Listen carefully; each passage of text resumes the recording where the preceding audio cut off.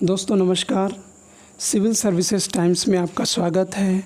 आज हम लोग बात कर रहे हैं वैदिक सभ्यता के बारे में। वैदिक सभ्यता एक ग्रामीण सभ्यता थी और इसे आर्यों ने बसाया था। आर्य जब मध्य एशिया से पशुओं के साथ चराते हुए हिंदुस्तान की तरफ आए तो उन्होंने एक सभ्यता का जन्म दिया और वो सभ्यता एक ग्रामीण सभ्यता थी और वही सभ्यता वैदिक सभ्यता के नाम से जाना जाता है। क्योंकि इस सभ्यता का जो साक्ष्य मिलते हैं, साहित्यिक साक्ष्य मिलते हैं, वो वेदों से मिलते हैं। इसी के कारण इस सभ्यता को वैदिक सभ्यता नाम दिया गया है। तो जब इस संदर्भ में हम समझने के लिए कोशिश करते हैं तो बहुत सारे बिंदुओं को हमने इसमें पार्ट वाइज डिवाइड किया है।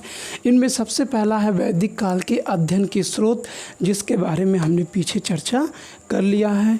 और उसके बाद आर्यों का मूल स्थान, यानी जो आर्य इस सभ्यता में को बसाए हैं उनका मूल निवास स्थान कहाँ पर था, इसके बारे में भी बात कर लिया था। अब चूँकि ये जानकारी वेदों से मिलती है तो वेदों में क्या है, तो जाहिर सी बात है आज हमारा टॉपिक होगा वैदिक साहित्य के बारे में। चूँकि वैदिक शब्द वेद शब्द से मिलकर बना है, वेद शब्द विद धातु से मिलकर बना है, जिसका अर्थ होता है जानना, जिसका अर्थ जानना होता है। इन वेदों को श्रुति भी कहा जाता है। श्रुति का मतलब होता है सुनना, अर्थात ये वो ग्रंथ हैं जिनको एक लंबे समय तक गुरु शिष्य के द्वारा सुनी सुनाई मंत्रों द्वारा जिंदा रखा गया था।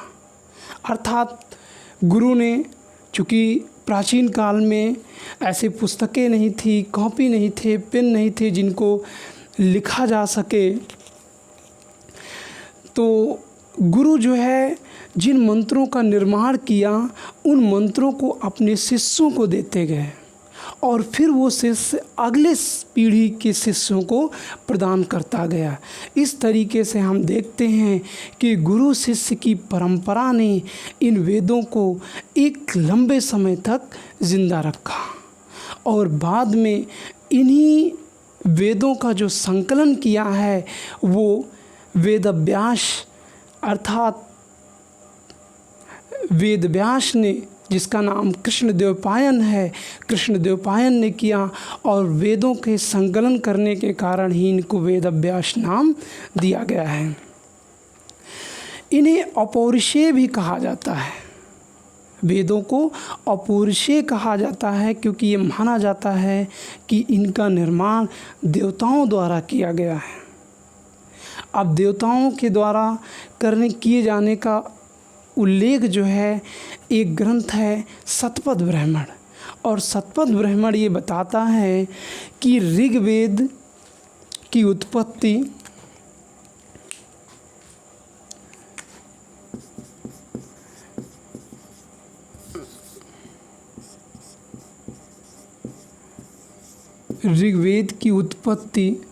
अग्नि से हुई है। किससे हुई है? अग्नि से। तो ये क्वेश्चन पूछा भी जाता है कि ऋग्वेद की उत्पत्ति कहाँ से, किससे हुई थी। ऋग्वेद, इसी तरीके से यजुर्वेद की उत्पत्ति वायु से मानी जाती है और सामवेद की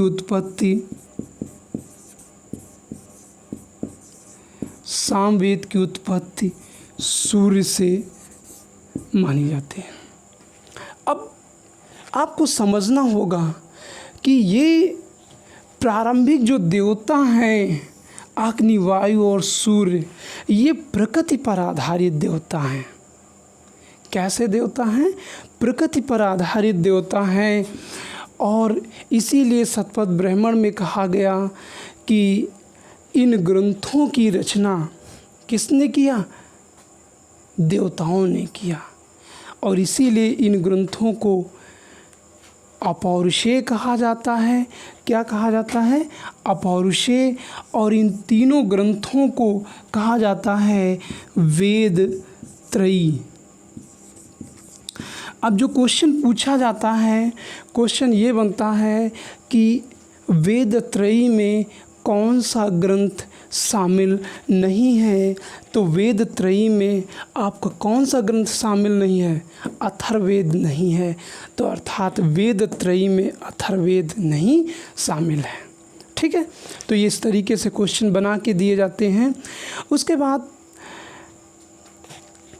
हम एक एक ग्रंथों के बारे में, ऋग्वेद के बारे में पढ़ेंगे, यजुर्वेद के बारे में पढ़ेंगे, सामवेद के बारे में पढ़ेंगे। तो ये बहुत सारे मुद्दों के बारे में चर्चा करेंगे और जानेंगे कि यहाँ पर क्वेश्चन कैसे पूछे जाते हैं। तो सबसे पहला ग्रंथ है ऋग्वेद। देखिएगा, जो ऋग्वेद है, कौन सा? ऋग्वेद। ये सबसे महत्वपूर्ण ग्रंथ है, क्योंकि इसमें सभी चीज़ों का वर्णन मिलता है। इस ग्रंथ की जो कालखंड है वो 1500 ईसा पूर्व से लेकर लगभग 1000 ईस्वी के बीच के जो सामाजिक, आर्थिक, राजनीतिक घटनाक्रम हैं, वो सारी चीज़ें ऋग्वेद में मिल जाती हैं। इसीलिए चारों वेदों में सबसे महत्वपूर्ण वेद कौन सा हो जाता है? ऋग्वेद होता है। अगर ये क्वेश्चन पूछा जाए कि सबसे प्राचीन ग्रंथ कौन सा है, तो वो कौन सा ग्रंथ हो जाएगा? ऋग्वेद हो जाएगा। ऋग्वेद के बारे में जब हम समझने की कोशिश करते हैं तो ऋग्वेद को 2 भागों में आप बांट सकते हैं या 2 तरीके से समझ सकते हैं। पहला, इसको 2 भागों में बांटा गया है। एक है मंडल के रूप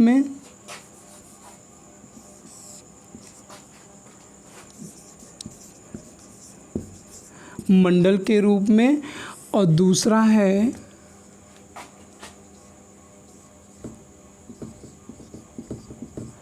अष्टक के रूप में। ठीक है, तो दोनों से क्वेश्चन पूछे जाते हैं। अगर ऋग्वेद को मंडलों के रूप में अगर विभाजित करके देखा जाए तो इसमें 10 मंडल बताए गए हैं। तो प्रथम मंडल, द्वितीय मंडल, तृतीय मंडल, चतुर्थ मंडल, 5वां मंडल, 6वां मंडल, 7वां मंडल, 8वां मंडल, 9वां मंडल और 10वां मंडल। तो इन मंडलों से बहुत सारे क्वेश्चन पूछे जाते हैं जिनको हमें समझना है। इनमें पूछा जाता है सबसे प्राचीन कौन है, सबसे बाद में कौन सा है। तो इनके बारे में भी हम देखते हैं। देखिएगा, इसमें पहला और अंतिम यानी 10वां मंडल, ये जब आप देखेंगे तो सबसे बाद के प्रतीत होते हैं, यानी इनको बाद में जोड़ा गया है। और सबसे अगर बाद में देखा जाए तो 10वां मंडल जो है सबसे बाद में है, क्योंकि भाषा शैली जो दिखाई पड़ती है, पढ़ने समझ में आता है, वो सबसे बाद का 10वां मंडल लगता है। और दूसरे से लेके 7वें मंडल तक ये सबसे प्राचीन मंडल माने जाते हैं। दूसरे से लेके 7वें तक सबसे प्राचीन मंडल माना जाता है। और इसमें अगर सूक्तों की संख्या देखें तो प्रथम मंडल में 191 सूक्त और 10वें नंबर में भी 191 सूक्त हैं, और ये सबसे अधिक सूक्त हैं। जबकि अन्य सभी मंडलों में कम, यानी 191 सूक्तों से कम सूक्त मिलते हैं।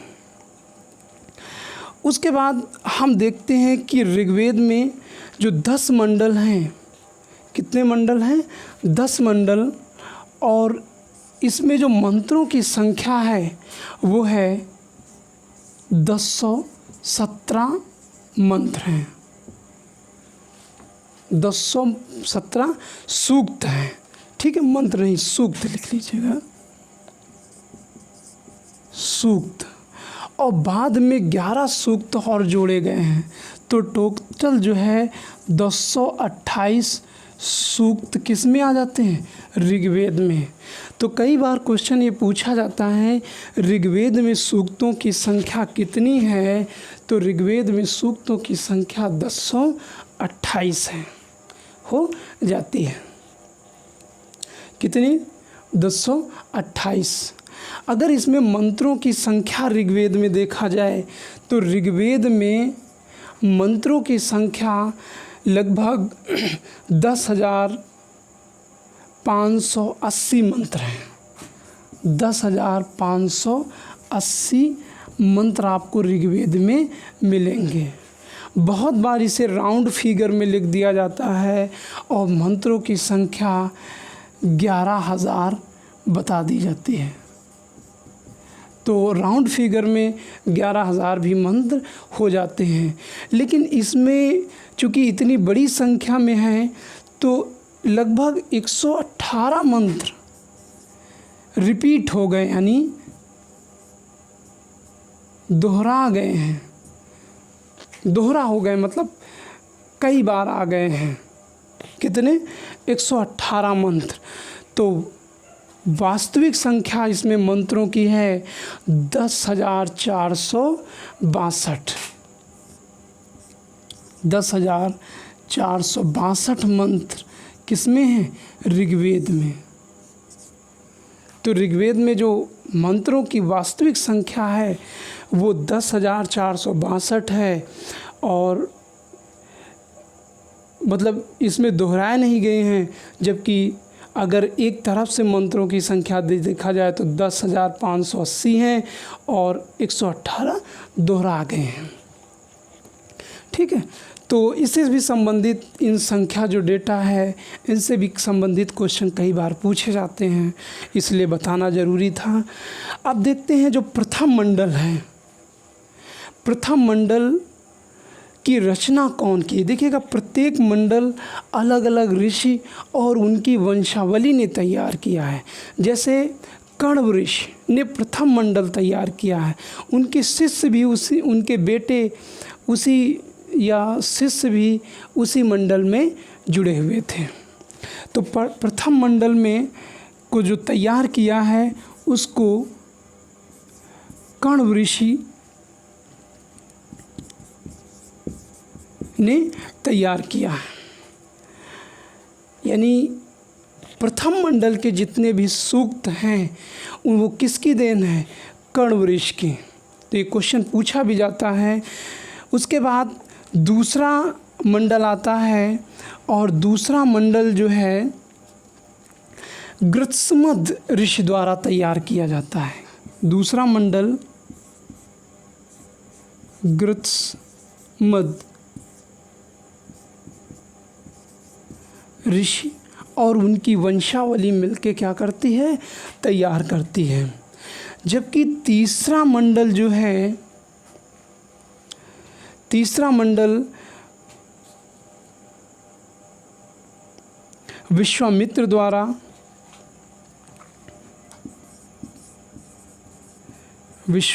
द्वारा तैयार किया जाता है। और चौथा मंडल वामदेव ऋषि और उनके जो शिष्य हैं वो मिलकर तैयार करते हैं। जबकि पांचवा मंडल जो है इसको अत्रि और छठवां मंडल जो है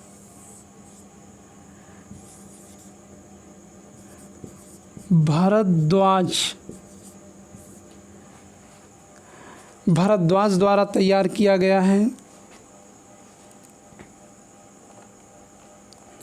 और सातवां जो है वशिष्ठ। भारद्वाज, ठीक है। और सातवां मंडल वशिष्ठ ऋषि द्वारा तैयार किया गया है। जबकि सातवां मंडल जो है, ये क्वेश्चन पूछे जाते हैं कि प्रथम मंडल किसको समर्पित है, ग्रीष्मत कण्व ऋषि को।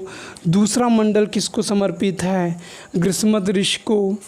फिर एक बार ये क्वेश्चन पूछा गया है चौथा मंडल किसको समर्पित है, तो ये वामदेव को।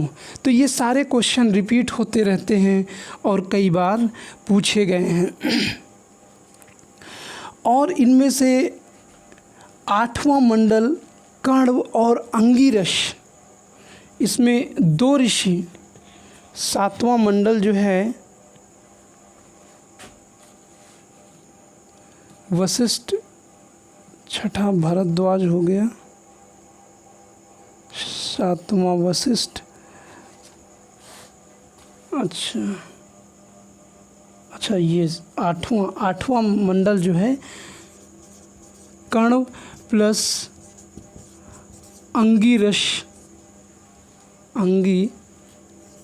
अंगिरस ऋषि और उनकी वंशावली ने तैयार किया। जबकि नौवां मंडल सोमदेव को समर्पित है। और ये कई बार क्वेश्चन पूछा गया है कि नौवां मंडल किसको समर्पित है, तो नौवां मंडल जो है सोमदेव को समर्पित है। तो ये नौवां मंडल भी कई बार क्वेश्चन पूछा गया है। इस तरीके से यहाँ पर ये पूछे जाते हैं, मैच कराने के लिए दे दिया जाता है। फिर अगला विभाजक अष्टक के रूप में देखा जाता है। पूरे ऋग्वेद को 8 खंडों में विभाजित किया गया है। कितने? 8 खंडों में। तो पीसेस में जो क्वेश्चन पूछा गया है कि ऋग्वेद को कितने खंडों में विभाजित किया गया है, तो क्वेश्चन उत्तर आपको होता है 8 खंडों में 8 अध्याय हैं और प्रत्येक में 8 अध्याय बन जाते हैं। तो टोटल मिला के 64 अध्याय ऋग्वेद में मिलते हैं। तो ये भी क्वेश्चन नंबर पूछा गया है कि खंड कितने हैं, 8 अध्याय कितने हैं। ये लगभग 64 अध्याय ऋग्वेद में मिलते हैं। एक बौद्ध ग्रंथ है दिव्यावदान, और दिव्यावदान में ये बताया गया है कि ऋग्वेद की 20 शाखाएँ थी और इनमें 2 शाखाएँ साकल और वास्कल हैं, और वर्तमान में साकल शाखा ही प्रचलन में है। इसी तरीके से पाणिनि ने ऋग्वेद की 21 शाखाओं का उल्लेख किया है। कितनी शाखाएं? 21 शाखाओं का। तो क्वेश्चन ये पूछा जाता है पाणिनि ने ऋग्वेद की कितनी शाखाओं का उल्लेख किया है, तो उनकी संख्या है 21। जबकि बौद्ध ग्रंथ दिव्यावदान ने कितने बताए? 20। देखिएगा, ऋग्वेद जो ग्रंथ है इसमें बहुत सारे जो मंत्र हैं, इन मंत्रों को उच्चारण करने के लिए एक पुरोहित होता था। उस पुरोहित को होत्र कहा जाता है। क्या कहा जाता था? होत्र। तो ये क्वेश्चन कई बार रिपीटेड है और पूछा भी जाता रहा है कि ऋग्वेद के मंत्रों का उच्चारण करने वाले पुरोहित का क्या नाम है, तो होत्र के नाम से संबोधित किया जाता था। उसके बाद हम बात करते हैं यजुर्वेद की।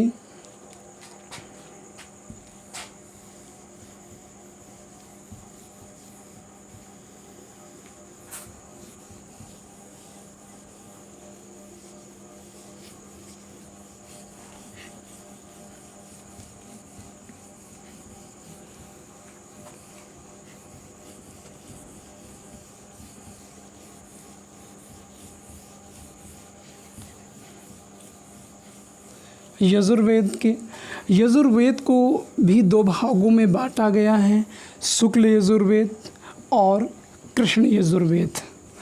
तो देखते हैं यजुर्वेद के भागों के बारे में।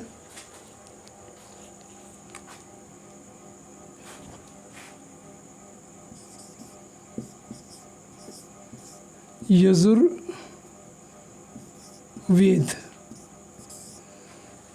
तो ऋग्वेद हो गया। यजुर्वेद के बारे में देखते हैं। यजुर्वेद के दो भाग हैं। इनमें से पहला है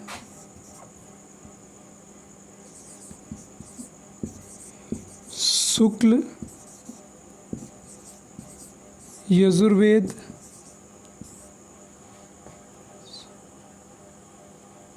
और दूसरा है कृष्ण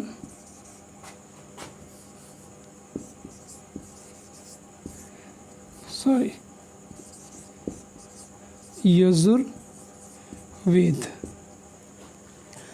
तो दो हैं, शुक्ल यजुर्वेद और कृष्ण यजुर्वेद। कृष्ण यजुर्वेद और शुक्ल यजुर्वेद इनकी भी शाखाएं हैं। तो काठक संहिता, कपिठल, तैत्तिरीय और मैत्री, ठीक है ना। तो इसे कई भागों में बांटा गया है। काठक संहिता पूछा जाता है, काठक संहिता किसका भाग है? तो यजुर्वेद का भाग है या कृष्ण यजुर्वेद का भी है। काठक, कपिठल संहिता, तैत्तिरीय संहिता और मैत्री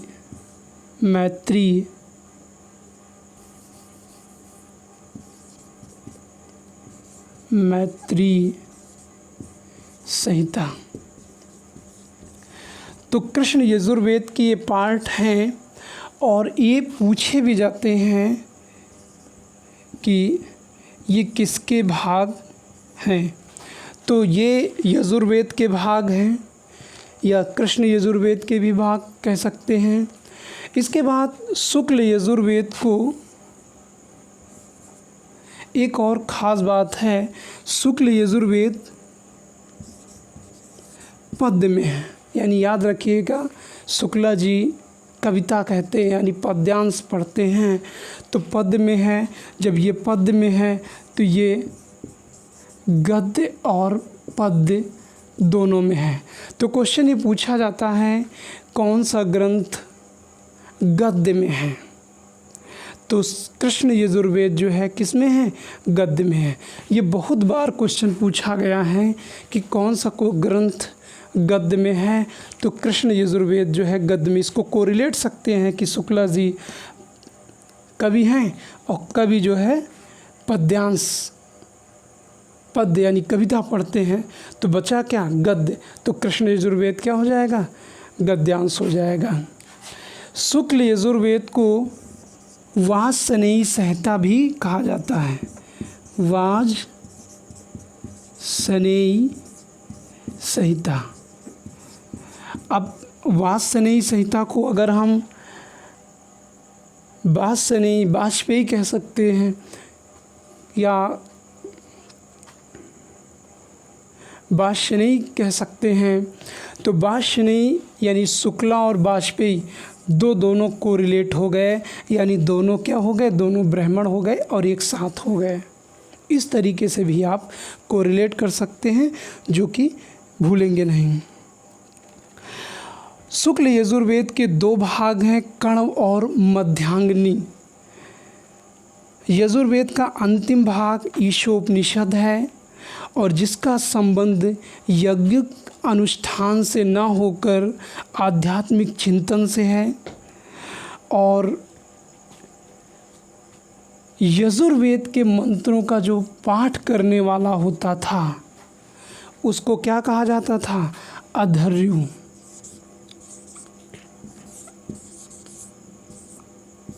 तो ये भी क्वेश्चन रिपीट होता रहा है। जैसे हमने देखा था ऋग्वेद के मंत्रों का उच्चारण करने वाला होत्र होता था, वैसे यजुर्वेद के मंत्रों का उच्चारण करने वाला कौन था? अधर्यो। तो ये सारे के सारे क्वेश्चन आपके पूछे जाते रहे हैं। उसके बाद हम लोग बात करते हैं सामवेद के बारे में।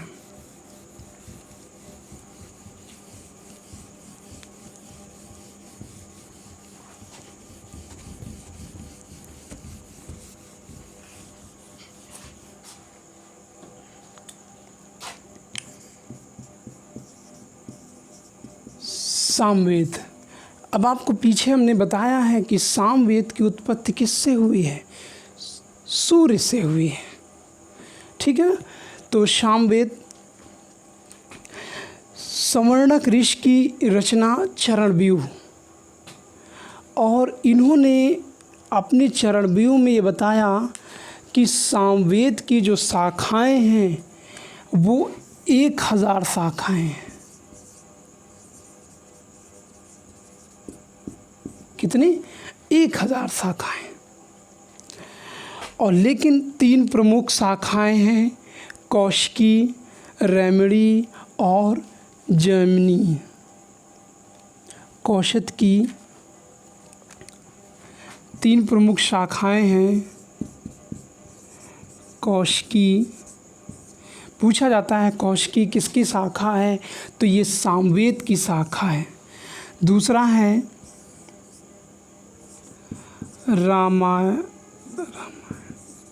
रामायणी, और तीसरा है जैमिनी।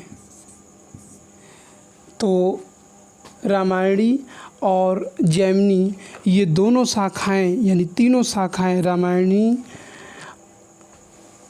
और जैमिनी, ये तीनों शाखाएं किसकी हैं? सामवेद की शाखाएं हैं। और संगीत के 7 स्वरों का सबसे पहला उल्लेख जो है किस में मिलता है? सामवेद में। संगीत के 7 स्वर सा रे गा मा पा धा नी, तो ये सबसे पहले कहाँ पे मिलते हैं? सामवेद। तो ये क्वेश्चन भी कई बार रिपीट हुआ है और पूछा गया है कि संगीत के 7 स्वरों का उल्लेख सबसे पहले कहाँ मिलता है? सामवेद में। उसके बाद हम देखते हैं कि जिस प्रकार ऋग्वेद के मंत्रों का उच्चारण करने वाला होत्र होता था, यजुर्वेद के मंत्रों का उच्चारण करने वाला होत्र अधर्य होता था, उसी तरीके से सामवेद के मंत्रों का उच्चारण करने वाला उद्गाता कहा जाता था। तो ये भी कई बार रिपीटेड क्वेश्चन है और पूछा जाता है कि सामवेद के मंत्रों का उच्चारण करने वाला कौन, क्या कहलाता था? उद्गाता कहा जाता था। उसके बाद हम बात करते हैं अथर्ववेद के बारे में।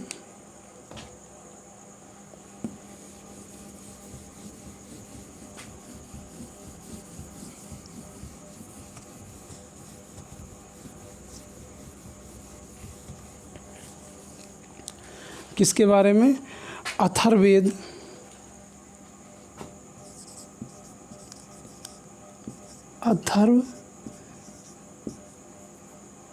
अथर्ववेद। तो अथर्ववेद के बारे में जब हम चर्चा करते हैं तो ये देखते हैं इसकी 2 शाखाएं हैं, शौनक शाखा और पिप्पलाद। 2 शाखाएं हो गई, शौनक और पिप्पलाद। अब अथर्ववेद जो ग्रंथ है इसमें यज्ञ संबंधी अनुष्ठान के साथ साथ अथर्ववेद में 2 ऋषियों से संबंधित है, अथर्वा ऋषि और घोर अंगिरस। अथर्ववेद 2 ऋषियों से संबंधित है, अथर्वा और अंगिरस। अब जो अथर्वा ऋषि हैं इन्होंने रोगनाशक यानी रोग को समाप्त करने वाले मंत्रों को दिया है। तो क्वेश्चन पूछा जाता है रोग नाशक मंत्र किसने दिया है, तो वो है रोग नाशक मंत्र किसमें मिलते हैं, तो अथर्ववेद में मिलते हैं। किसने दिया, ऋषि अथर्वा ने दिया है। जबकि अंगिरस ने क्या किया है, शत्रुओं को अभिशप्त करने के लिए, यानी शत्रुओं को पराजित करने के लिए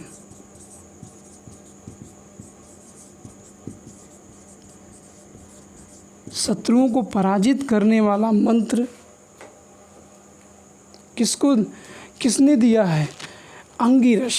ये घोर अंगिरस कहे जाते हैं या अंगिरस कहा जाता है। इसके साथ साथ अथर्ववेद में जादू टोना मेल मिलाप पूछा जाता है कि जादू टोना किस ग्रंथ से संबंधित, किस वेद में मिलते हैं, तो ये अथर्ववेद में मिलते हैं। इसी तरीके से मेल मिलाप या इसी को हम वशीकरण कहते हैं। वशीकरण का मंत्र, तो ये कहाँ मिलते हैं, अथर्ववेद में मिलते हैं। इसके साथ साथ